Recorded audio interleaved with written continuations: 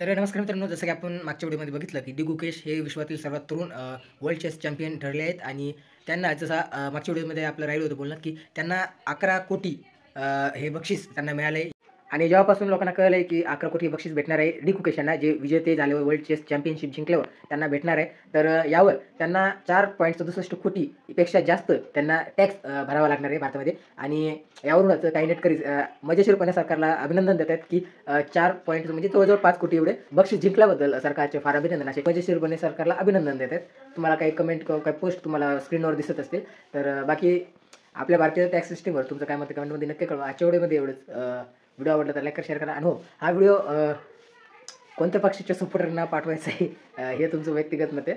बाकी तुमच्या मित्रांना नक्की शेअर करा. जे फायनान्स रिलेटेड किंवा कॉमर्स रिलेटेड विद्यार्थी आहेत त्यांना नक्की शेअर करा.